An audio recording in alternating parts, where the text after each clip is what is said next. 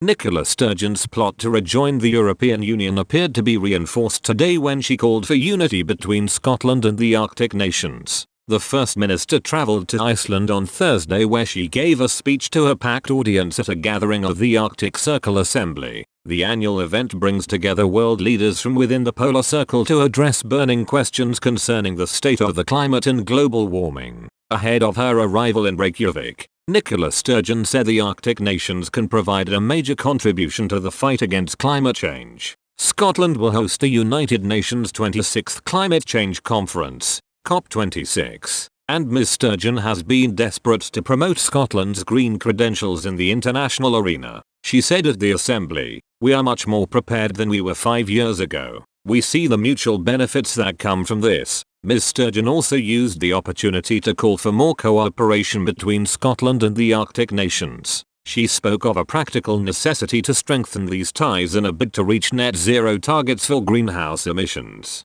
She said, "The most northerly part of Scotland is closer to the Arctic Circle than to London. Denmark, Sweden and Finland are all members of the European Union, and the economic bloc maintains strong relations with Iceland and Norway through the European Economic Area." Ms. Sturgeon has ruled out post-independence referendum to rejoin the EU earlier this year when she told reporters, "That's not my policy." However, members of the SNP have disputed the claims, arguing instead the question of Scotland rejoining the EU would depend on future circumstances. Speaking before her speech in Iceland, Ms. Sturgeon said, "Scotland's partnership with the Arctic has social, cultural and economic benefits and is based not just on common interests but in the practical realities of the shared challenges our nations face. Tackling the climate emergency remains our most vital shared priority, and I look forward to attending the Arctic Circle Assembly, which will feature a range of discussions on this key issue." In less than 3 weeks, Scotland will welcome the world to Glasgow for COP26.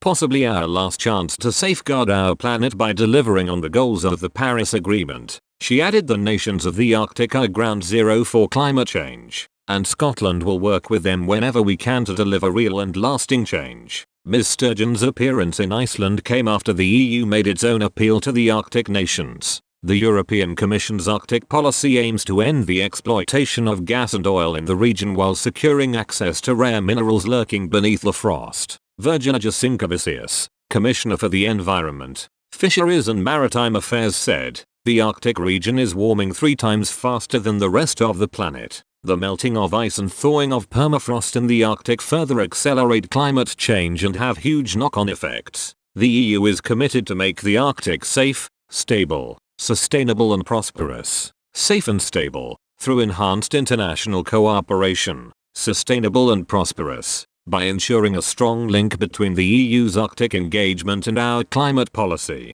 The European Green Deal and its blue economy dimension. Through its updated policy, the EU has called for a safe, stable, sustainable